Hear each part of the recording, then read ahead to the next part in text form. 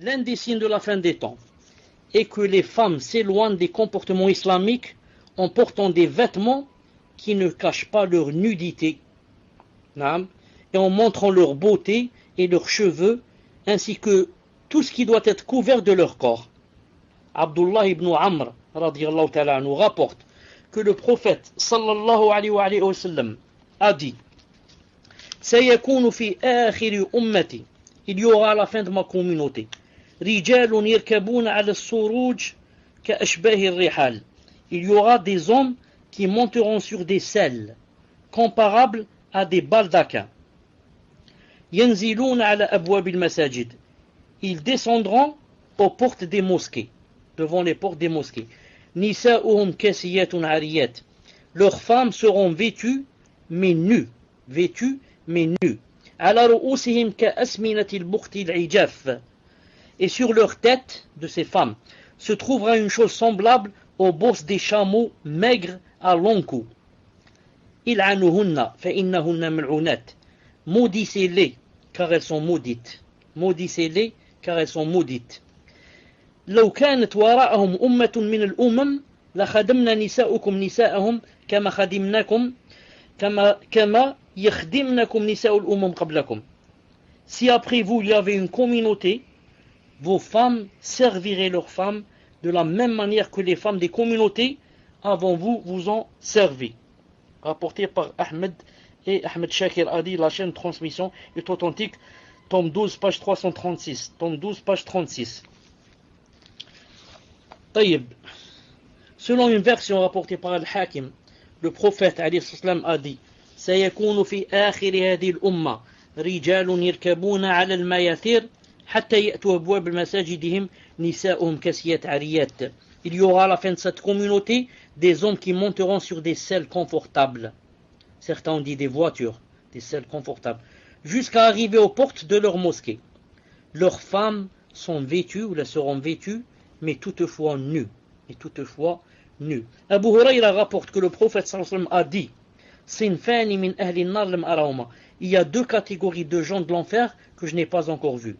Qawmun ma'ahum siyatun ka'adhnab al-baqar yadribuna biha an-nas. Des gens, première catégorie, des gens qui ont avec eux des fouets comparables aux queues de vache, avec lesquels ils frappent les gens. Deuxième catégorie, وَنِسَاءٌ كَاسِيَاتٌ عَارِيَاتٌ مُمِلَاتٌ مَائِلَاتٌ, et des femmes vêtues et pourtant nues, penchées et faisant pencher. رُؤُوسُهُنَّ كَأَسْمِنَةِ الْبُخْتِ الْمَائِلَةِ, leurs têtes sont comparables aux bosses penchées des chameaux à long cou. لَا يَدْخُلْنَ الْجَنَّةَ, elles n'entreront pas au paradis. وَلَا يَجِدْنَ رِيحَهَا, et ne sentiront pas son odeur. وَإِنَّ رِيحَهَا لَتُوجَدْ مِنْ مَسِيرَةِ كَذَا وَكَذَا, bien que son odeur soit sentie d'une distance telle et telle. Telle et telle. Rapporté par Muslim, tome 17, page 190. Taïb, ce qui nous intéresse ici, la deuxième catégorie. Et il y aura des femmes vêtues et pourtant nues. Vêtues et nues en même temps. Penchées et faisant pencher. Leurs têtes sont comparables aux bosses penchées des chameaux à long cou. Elles n'entreront pas au paradis et ne sentiront pas son odeur. Que veut dire ici? Yani, pencher et quoi? Et faisant pencher. Pencher et faisant pencher. 4 avis sont émis pour expliquer le sens de pencher faisant pencher. Premier avis. Pencher, elles sont penchées ces femmes-là, c'est-à-dire elles ont dévié de l'obéissance d'Allah Azza wa Jal. Et ce qu'il convient de préserver de la chasteté autre. Elles sont penchées. Et faisant pencher, elles font pencher. Donc ces femmes-là, elles sont penchées et en même temps elles font pencher. Qu'est-ce que ça veut dire elles font pencher?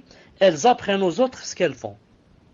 Donc comprenez, elles-mêmes, elles sont loin de la charia et de l'obéissance d'Allah. Et en même temps elles apprennent à d'autres femmes. Voilà comment il faut faire, voilà comment il faut profiter de la vie, voilà comment on fait avec un homme, voilà comment on fait, etc.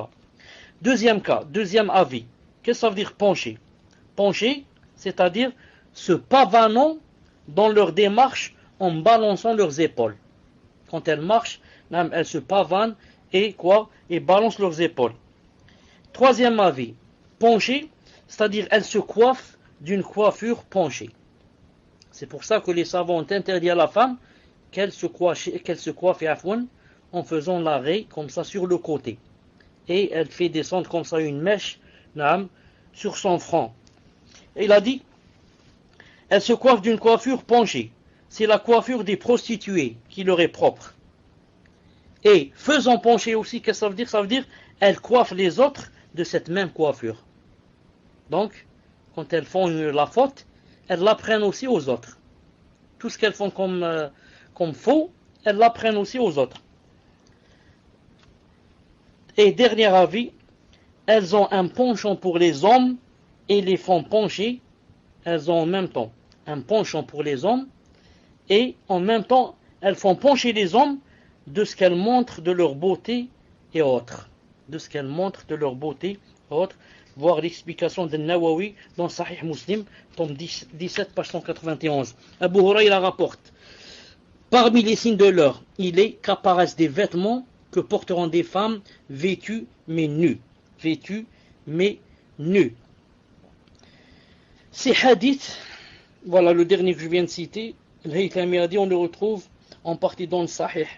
Et les transmetteurs sont ceux de Sahih. Sont de Sahih, si ce n'est Mohammed ibn al-Harith ibn Sufyan qui est digne de confiance. Voir Mujma' al-Zawaid, tome 7, page 327. Al-Muhim. Ces hadiths font partie des miracles de la prophétie. Car ce dont nous a informé le prophète islam, c'est produit.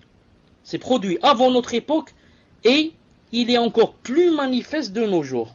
Plus manifeste de nos jours. Le prophète islam a appelé cette catégorie de femmes vêtues nues. Le prophète islam a appelé cette catégorie de femmes, comment qu'ils appelaient? Vêtues nues. Parce qu'elles portent des vêtements, mais malgré cela, elles sont nues. Car leurs vêtements ne remplissent pas le rôle de dissimulation du fait qu'ils sont fins et transparents, comme la plupart des vêtements de femmes à notre époque. On a dit également que le sens de vêtue nue, ça veut dire elle vêt son corps, mais serre son foulard et porte des vêtements serrés afin de faire paraître les formes de son corps et de mettre en valeur sa poitrine et ses fesses, ou bien elle montre une partie de son corps. Elle sera alors châtiée pour cela dans l'au-delà. Elle sera châtiée pour cela dans l'au-delà. Le prophète a décrit ces femmes en disant vêtues nues, mais aussi penchées et faisant pencher. Leurs têtes sont comparables aux bosses penchées de chameaux, des chameaux à long cou. C'est une information au sujet d'une chose que l'on constate à cette époque. C'est comme s'il voyait notre époque et nous la décrivait. En effet, de nos jours, il y a des endroits connus sous le nom de salons de coiffure, où les femmes peuvent arranger leurs cheveux, les rendre beaux et leur donner toutes sortes de formes. Ces lieux sont généralement tenus par des hommes qui coiffent des femmes, des hommes qui touchent des salaires exorbitants. Subhanallah al-Azim. Et ces hommes, subhanallah al-Azim, la plupart, ce sont des efféminés. Ce sont des hommes qui sont des femmes. Mais seulement, je ne sais pas qu'est-ce qui lui reste, peut-être le nom. Peut-être même le nom, ils l'ont changé. La plupart sont des efféminés. D'ailleurs, ils sont tout le temps avec les femmes, du matin au soir.